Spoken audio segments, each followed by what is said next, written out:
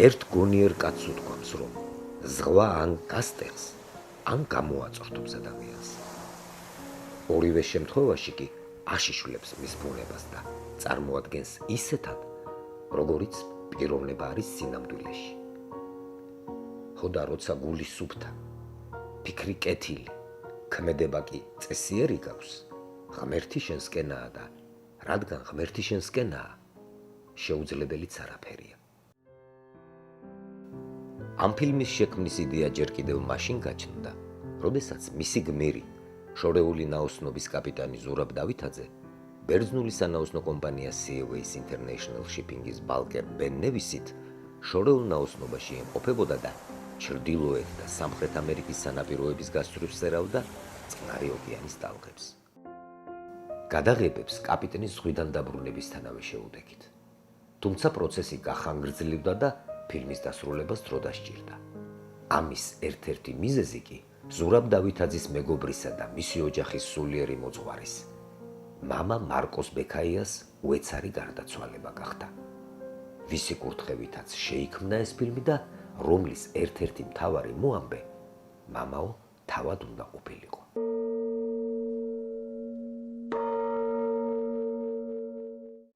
ქართველი ადამიანი და მეზღვაურობა ძალიან მჭიდრო კავშირშია ერთმანეთთან. ოდითგან. და მე პირადად, როგორც სასულიერო პირი, მიმაჩნია, რომ ზღვაში წასული ადამიანი, რომელიც მიდის ზღვაში, პირველი რასაც აკეთებს, ეს არის ღმერთზეა მინდობილი. ჯერ ღმერთი უნდა გწამდეს და მერე ყველაფერი დანარჩენი, მაგრამ მეზღვაურისთვის ეს ძალიან მნიშვნელოვანია და ძალიან დიდი სიმტკიცეა. ამ მხრივ აღსანიშნავია ჩვენი ზურაბ დავითაძის მნიშვნელოვანი როლი, როგორც ჩემი სულიერი შვილის, ჩემი მეგობრის. ზურა არის ჩვენი ტაძრის სტიქაროსანი და მნიშვნელოვანია, რომ ეს სტიქარი მან ჩაისვა წმინდა ნიკოლოზის სახელობის ტაძარში, სადაც ეხლაც ჩვენ ვიმყოფებით და სადაც ის მსახურობს დღესაც. ზურა, ჩემი სულიერი შვილი, ჩემი მეგობარი, როგორც აღნიშნე, ერთ-ერთი სამაგალითო ადამიანია ის თავის ცხოვრების წესით. ვიცი, რომ ეს მის ცხოვრებაში ერთ-ერთი უნიშნულოვანესია სარწმუნოებას გულისხმობ და მეორე არის სხვა და მეზღვაურობა. უფალმა ინება და ისე მოხდა, რომ 2009 წელს სახალხო მღვდლის ბათუმის წმინდა ნიკოლოზის სახელობის ტაძრის დეკანოს სულკურთხეულ მარკოს ბექაიას გამოჩენამ არსებითად შეცვალა ჩვენი ფილმის გმირის ყოფა და ცხოვრების წესი. ზურაბ დავითაძე მამა მარკოზის მრევლს შეუერთდა. ღვთისმსახურებას შეუდგა და მალე ბათუმის წმინდა ნიკოლოზის სახელობის ტაძრის სტიქაროსანი გახდა. პროფესიით მეზღვაური კი იმ დროისათვის უკვე შემდგარი შორეული ნაოსნობის კაპიტანი იყო. მეზღვაურ კაპიტან დავითაძეთა გვარის სახელოვანი საზღვაოსნო ტრადიციების ერთ-ერთ გამგრძელებელს კაპიტნის ხიდურისაკენ მიმავალ გზაზე არაერთი სირთულის დაძლევა მოუხდა. მიიღო სათანადო განათლება, ზღვაში საქმიანობის მნიშვნელოვანი გამოცდილება, გაიარა საშტურმანო იერარქიის ყველა საფეხური, საბოლოოდ კი მიაღწია დასახულ მიზანს და 2008 წელს ზურაბ დავითაძე შორეული ნაოსნობის კაპიტანი გახდა.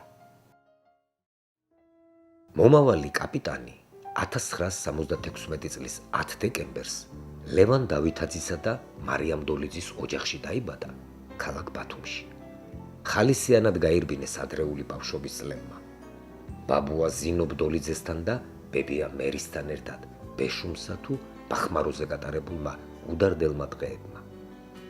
მერე იყო მაღალმთიანი ხულოს ალექსანდრე ქონიაძის სახელობის საშუალო სკოლა.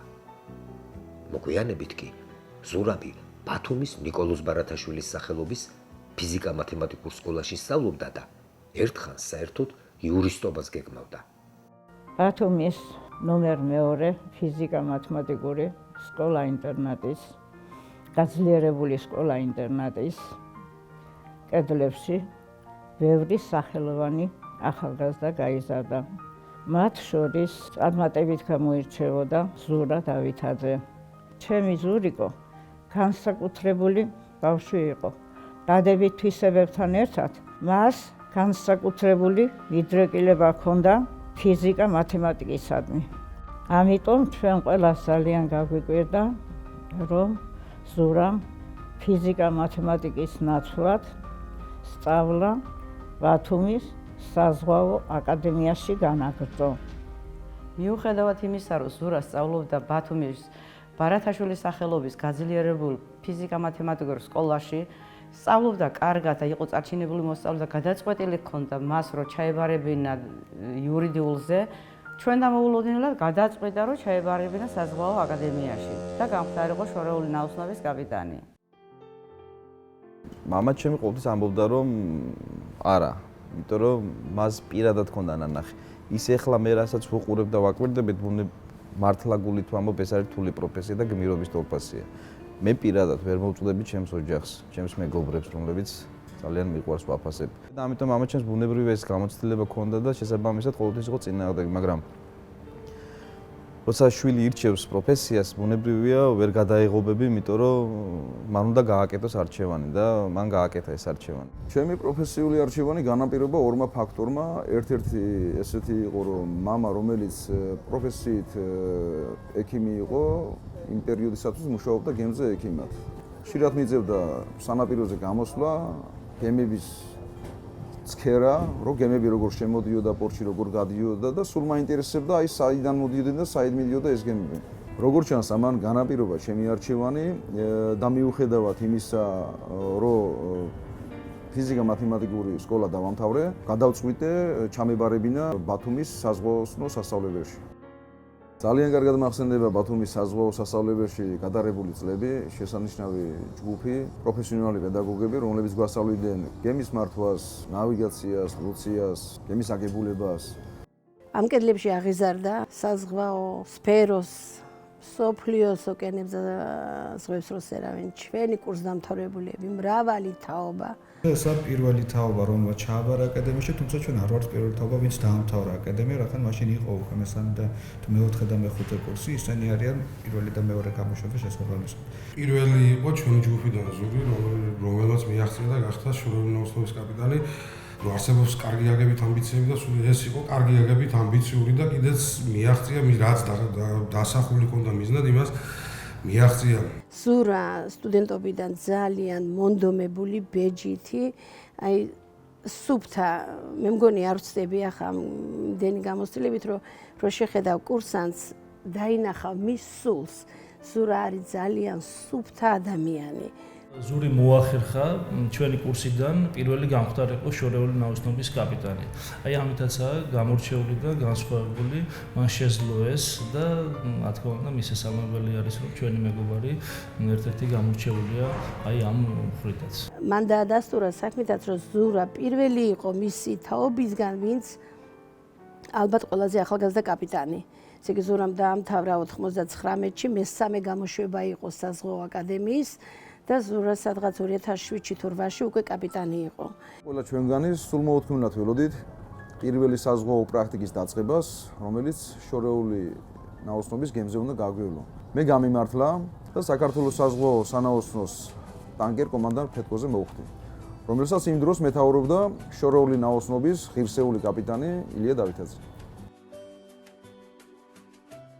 1999 წელს ინჟინერ-გემთწამყვანი სპეციალობით ჩვენი ფირმის გმირმა სახელმწიფო საზღვაო აკადემიის გემთწამყვანობის ფაკულტეტი დაასრულა და ჯუნიორ ოფიცრად ზღვაში საქმიანობა სანაოსნო კომპანია კოლუმბიაში მენეჯმენტის ტანკერ ნინოზე დაიწყო. თავიდან თითქოს გაუჭირდა, თუმცა მეზღვაურულ ყოფას მალე აუღო ალღო. ცდილობდა რაც შეიძლება მეტი ცოდნა და პრაქტიკული გამოცდილება მიეღო. ამიტომ არც გემბანზე მუშაობას თაკილობდა და მალე ეკიპაჟის წევრების კეთილგანწყობაც მოიპოვა. 2002 წელს მე მომიწია როლოს ტიპის გემი ჯაზინ 1 სახელად იტალიელების იყო მუშაობა. სულ ახალგაზრდა ბიჭი ტრაპზე ამოდის და შევეკითხი ახლა ვისთან მოდიხართ მეთქი და მე მეორე თანაშემწევარო ძალიან გამიგვირდა.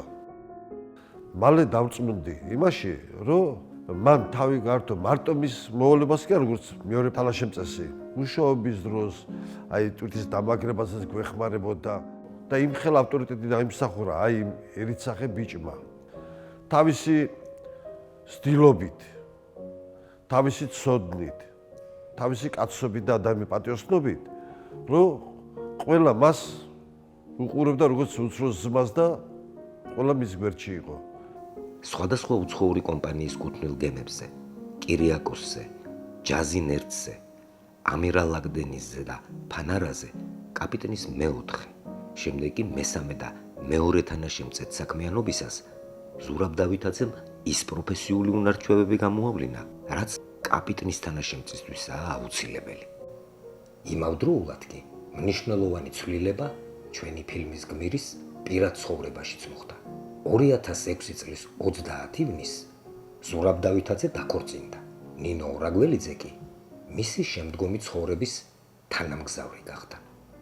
1998 წელი იყო, როდესაც ჩავაბარე ბათუმის შოთა რუსთაველის სახელობის სახელმწიფო უნივერსიტეტში ბიოლოგიის ფაკულტეტზე და საცხოვრებლად დეიდაჩემთან ვიყავი.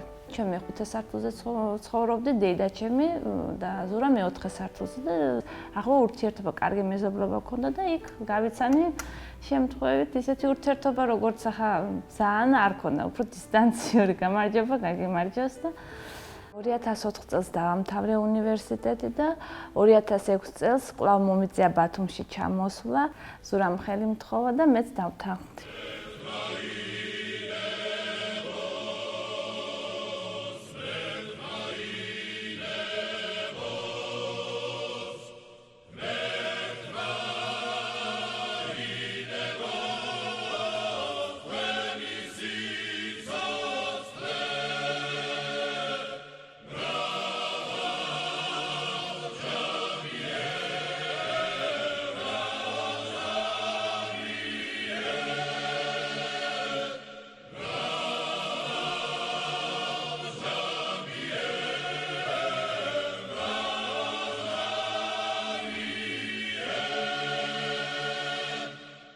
$2008 წლის დასაწყისი იყო, როდესაც საქართველოს საზღვაო ადმინისტრაციამ დამამტკიცა შორეული უნაოსნობის კაპიტნად და ჩემი პირველი გემი, რომლის მეთაურობას ჩავიბარე, იყო კომპანია International Cargo, გემი Fortuna 2. მაშასე ჩვენი ფილმის გმირი 32 წლის ასაკში შორეული ნაოსნობის კაპიტანი გახდა და 2008 წლიდან დღემდე სხვადასხვა უცხოური სანაოსნო კომპანიის არაერთი ტანკერისა და ბალკერის ეკიპაჟის მეთაურობა მოუწია. იაზან ზეზე, მარია დელ კარმენ 2-ზე, ასპამ სანზე, ლედი ვენუსზე, ვაფლ რეისერზე, ბენ ნევისზე. ამ გემების კაპიტნის ხიდურაზე, ზღვასთან პირისპირ მდგარი, იგი ყოველთვის მოქმედებდა მშვიდად და აუღელვებლად, როგორც ეს საკუთარ შესაძლებლობებში დარწმუნებულ, ცოდნე და საქმეში გამოცდილ პროფესიონალს შეეფერება. სწორედ მის ცოდნაზე და გამოცდილებაზეა დამოკიდებული უსაფრთხო ნაოსნობის უზრუნველყოფა, რადგან კაპიტანი გემზე ყველაზე მნიშვნელოვანი პირი და იმავდროულად კომპანიის მთავარი წარმომადგენელი გახლავთ, რომელიც გემის ყველა მტკაველზე, ეკიპაჟის ყველა წევრის სიცოცხლეზე და ტვირთის უსაფრთხოებაზეა პასუხისმგებელი. კომპანია ხმელეთიდან ვერანაირად ვერ დაეხმარება, იმიტომ რომ ის არის პიროვნება, ვინც ღებულობს სწორ და სხარდ გადაწყვეტილებას იმ მომენტში გემის ეკიპაჟისა და ტვირთის უსაფრთხოებაზე.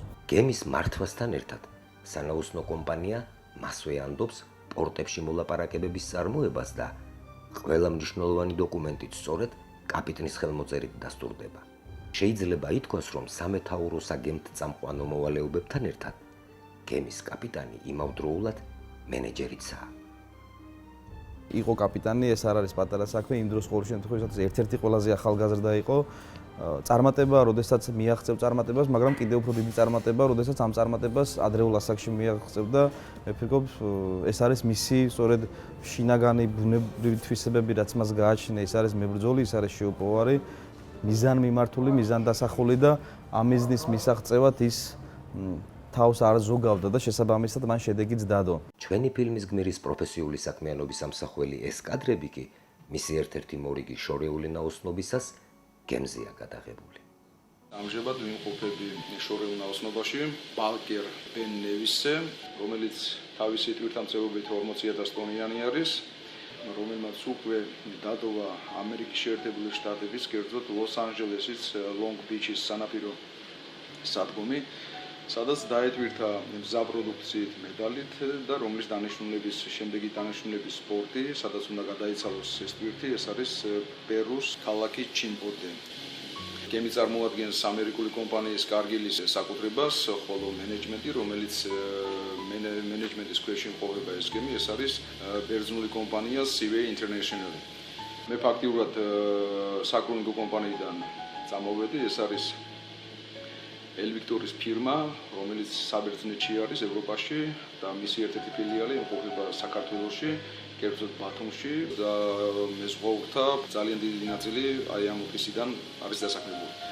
ჩვენს კომპანიიდან არის დასაქმებული არაერთი შორეული ნაოსნობის კაპიტანი.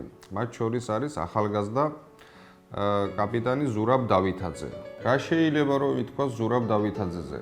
იმის გარდა რომ პიროვნულად დადებითი ადამიანია, მოწესრიგებული შინაგანად, მას უკვე გააჩნია საკმარისი გამოცდილება, თავის საქმიანობას ძალიან პროფესიონალად ართმევს თავს. ამის დასტური კი ზურას ამჟამინდელი პროფესიონალური საქმიანობა, რომელსაც იგი ჩვენი კომპანიის გემებზე ეწევა.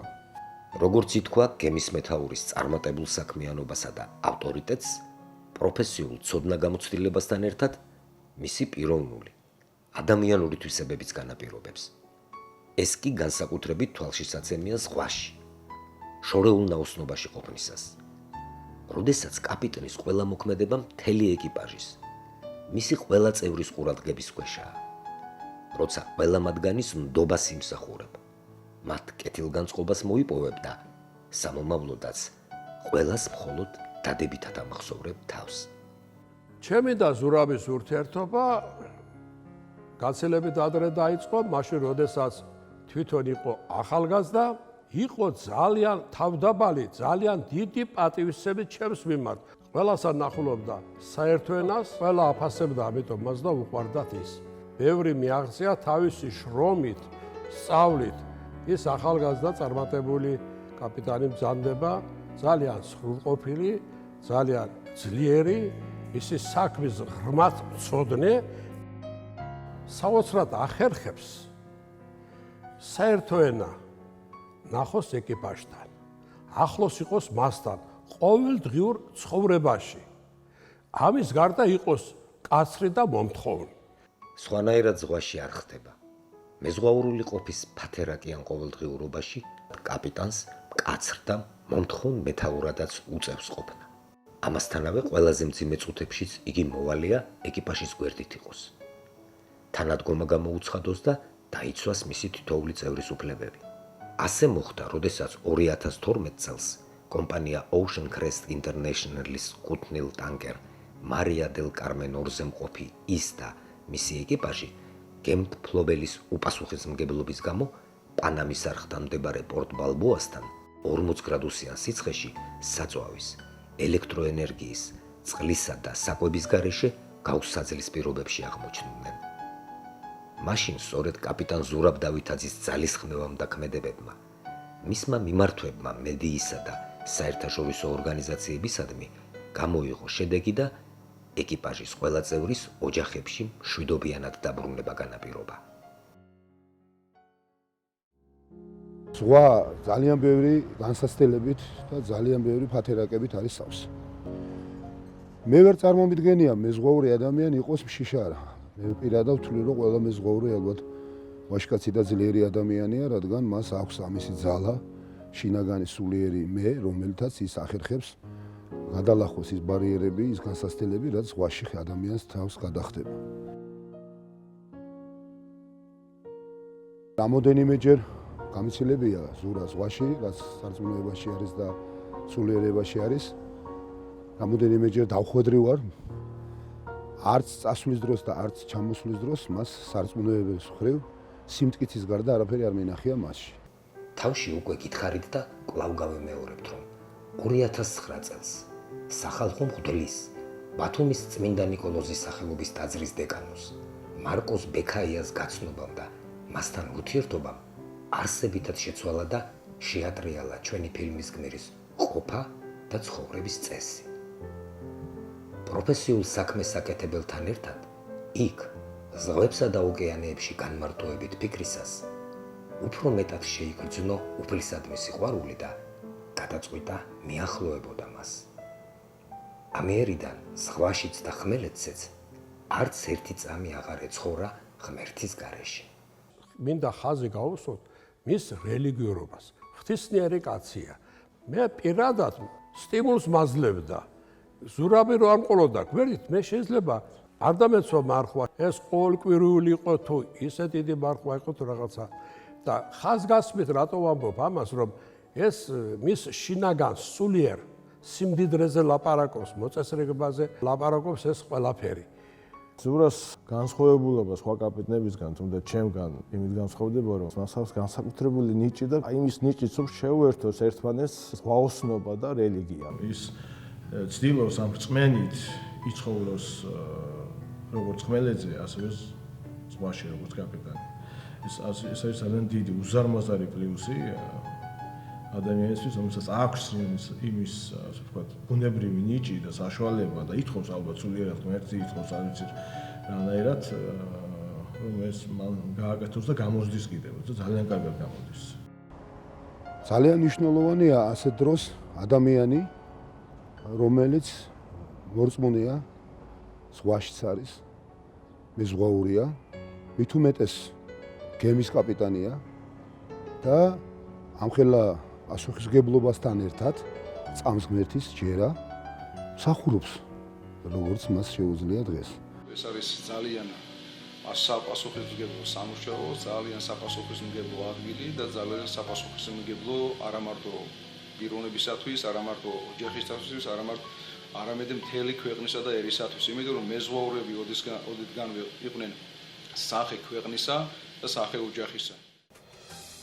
რაც შეეხება ოჯახს, ცნობილია, რომ მყარი და მოსიყვარულე ოჯახი მეზღვაურის საიმედო ზურგია. ზღვაში მყოფი ნებისმიერი მეზღვაური დარწმუნებული უნდა იყოს, რომ მას ელია. აგერ უკვე რამდენი წელია ნინო ურაგველიძეც ზღვაში წასული მეუღლის მოლოდინით ცხოვრობს და ყოველ მორიგჯერზე სულმოუთქმელათელის ქმრის ზღვიდან მშვიდობით დაბრუნებას. მე თავიდანვე ვიცოდი, რომ მეზღვაურის პროფესია გარკვეულ სიზნელებთან იყო დაკავშირებული. ვინაიდან მეზღვაურებს ზღვაში ხშირად თვეობით უწევს ყოფნა ოჯახიდან მოშორებით.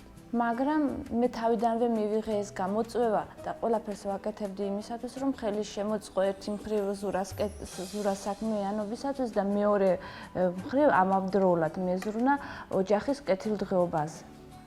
ოჯახზე ზრუნვა კი უპირველესად მათ შვილებს, პატარა ზუკას და ხატიას უკავშირდება. დღესდღეობით პატარები საკუთარი უმნიშვნელოვანესი საქმეებით არიან დაკავებული. თუმცა ისინი სულმოუთქმელად ელიან გემის კაპიტანი მამის დაბრუნებას, რასაც ყოველთვის დიდი სიხარული ახლავს თან. მეზღვაურის პროფესიას ახლავს ძალიან დიდი განცდა, სევდა, მონატრება, ოჯახიდან დაშორება. ყველაფერი ეს ჩვენთვის არის ძალიან რთული, მაგრამ ღვთისწყალობით ყველაფერი კარგად თავდებოდა. ძალიან დიდი მნიშვნელობა აქვს იმას, რომ ნებისმიერი მეზღვაურის ოჯახი ასევე დიდ განსაცდელშია, როდესაც ზღვაში მიდის ამ ოჯახის წევრი, იმიტომ რომ ის ხდება რამხელა სიზნელე და ფათერაკები ელის ნებისმიერ ოჯახის წევრს, რომელიც ზღვაში მიდის, განსაკუთრებით გემის კაპიტანს. და ამ დროს ოჯახის წევრები, როცა მორწმუნეები არიან, მლოცველები არიან, ეს ფრიად ეხმარება ნებისმიერ მეზღვაურს და ნებისმიერ ადამიანს, იმიტომ რომ გულხუვალე ლოცვას უზარმაზარი ძალა აქვს. ამ მხრივ ზურაც გამორჩეული ადამიანია და მთელი მისი ოჯახი არის ღვთისმოშიში და ღვთისმორწმუნე ადამიანი. პატარა ბიჭიც სტიქაროსანია, მასთან ერთად სტიქარიაცვია, მამასთან ერთად. იმისთვის რომ კიდევ ერთხელ მის გვერდით იმსახუროს და ანთებული სანთლით იაროს თავის ცხოვრების მომავალ გზაზე. გზას კი ამჯერად შორეული ნაოსნობიდან მობრუნებული ჩვენი ფილმის გმირი ჩვეული წესისამებრ მშობლიური ადგილების მოსანახულებლად ადგება. უფროს ძმასთან, ბესარიონთან ერთად დავითაძეების გვარის ნაფუძარისაკენ ეშურება, სადაც ძმებს ბავშვობისა და სიყმაწვილის წლები აქვთ გატარებული და ამ მხარეში არსებული არაერთი ისტორიული და წმინდა ადგილი ეგულებათ. აი ეს სოფელი არის სოფელი ოქროპილაური. აი აქ სახლებს რასაც ხედავთ, გაყოლებული იქნება გადადის ამ მთაზე, სულ დავითაძეებითა დასახლებული. დავითაძეების ჩვენი შტოს წინაპრები ტბეთელი წულუკიძეები იყვნენ. უკვე რამდენიმე თაობა ჩვენ აქ ვართ, ეს არის ჩვენი წინაპრები, ჩვენი მიწა. კაპიტან ზურაბის უფროსი ძმა ბესარიონ დავითაძე მართალია მეზღვაური, მით უმეტეს კი კაპიტანი არ გამხდარა, თუმცა ბიზნესის ადმინისტრირების აკადემიური დოქტორი და სახელმწიფო საზღვაო აკადემიის პროფესორი რახანია პედაგოგიურ საქმიანობას ეწევა და სახელმწიფო საზღვაო აკადემიის ამ უმშვენიერეს კურსანტებს და არა მხოლოდ მათ ფინანსურ-ეკონომიკურ საკითხებში აკვალიანებს. ზურა, ჩემი სულიერი შვილი, ჩემი მეგობარი, როგორც აღნიშნე, ერთ-ერთი სამაგალითო ადამიანია ის თავის ცხოვრების წესით. ის ძალიან თავმდაბალი ადამიანია, მიუხედავად იმისა, რომ საკმაოდ დიდი პასუხისგებლობა აქვს მას. მინდა დავულოცო ყველა მეზღვაური განსაკუთრებით, იმიტომ რომ კიდევ ერთხელ ვამბობ, დიდი ფათერაკებით და განსაცდელებით სავსეა მათი ცხოვრება. ბევრი ქვეყანა ნატროლობს ამ დიდ ბედნიერებას და წყალობას, რომ ზღვა მათ სანაპიროსთან იყოს. ვინაიდან ზღვა და მეზღვაურობა არის ღვთისგან ბოზებული ძალიან დიდი მადლი ჩვენი ქვეყნისთვის და ჩვენი ერისთვის. ზური არის ძალიან ღვთისმოსავი ადამიანი და მინდა ვუსურვო, რომ უფლის მადლი შეეწიოს და უფლის ფარველობის ქვეშ იყოს. ზურგის გარე მინდა ვუსურვო, ბედნიერად დაბრუნება და ოჯახთან ჩახუტება და ამაზად გაგრძელება იმ ცხოვრებისა, რომელსაც ის მიყვება. ეხლა აბარია გემი ადამიანების სიცოცხლით და აბარია ქონება, რომელიც მილიონობით იზომება. სწორედ ჩვენ შორეულ ნაოსნობაში მყოფ მეგობარს ვუსურებ, რომ ღირსეულად წარემართოს მისი პასუხისმგებლობა და ამაყი და ხლებში გაშლილი დაბრუნებოდეს ყოველთვის თავის ოჯახს და თავის სამშობლოს. მე მინდა ჩემ ზურას უსურვო წარმატებული სვლა სოფლიოს ზღვებში და ოკეანეებში. ესეთი ახალგაზრდები ძალიან კარგი იქნება, რამდენიც მეტი იქნება. ქართველი მეზღვაურები გამოჩენილი ვიყავით სოფლიოში. და დღეს ჩვენ გვჭირდება ისეთი როგორც ზურაბი, ესეთი ბიჭები, რომ გახდნენ კაპიტანი და ჩვენი სახელი, ქართველი მეზღვაურის სახელი გაიტანონ ასპარეზზე. ჯერ ახალგაზრდა კაცია ზურა, ახალგაზრდა კაპიტანია, ჯერ იქ არის საჭირო და მე მჯერა, რომ ზურა რაღაც პერიოდის მერე დაუბრუნდება მშობლიური საზღვაო აკადემიის კედლებს და მის მიერ დაგროვილ ცოდნას, გამოცდილებას, პროფესიონალიზმს გაუზიარებს, გადასცემს შემდეგ თაობას და მე როგორც ერთ-ერთი რიგითი გულშემატკივარი საზღვაო აკადემიის ამითი ვიქნებით ძალიან მაყოფილი. მართლაც სამაგალითოა დღევანდელი ახალგაზრდობისათვის, აი როგორ უნდა ვისწავლოთ, როგორ უნდა ვიშრომოთ, როგორ უნდა მივახციოთ და როგორ ჩამოყალიბდეთ პიროვნებად. მე ამაყება, რომ ასეთი ახალგაზრდა პიროვნება გვყავს ჩვენ, მე ამაყება, რომ მასთან მაქვს დიდი დრო გატარებული კაპიტან ზურაბს, წინ რამოდენიმე კიდევ ათეული წელი ელოდება სოფლიოს ზღვებსა და ოკეანებში. მე მინდა დაგვილოცოთ ყველანი ღვთის წყალობითა და მადლით გაამრავლოს უფალმა მთელი საქართველო ღვთისა და ერის სიყვარულში ყოფილიყო. აბა ღმერთმა დაგვილოცოთ, ვინც ზღვაშია და ვინც წასვლას აპირებს მშვიდობიანი ნაოსნობა, ხოლო ვინც დაბრუნებას აპირებს ღმერთმა მშვიდობით, სასალამათად თავიანთ ოჯახში, თავიანთ ქვეყანაში აზრსაშინა დააბრუნოს. ღმერთმა დაგვილოცოთ და ქრისტე არ ჩვენ შორის.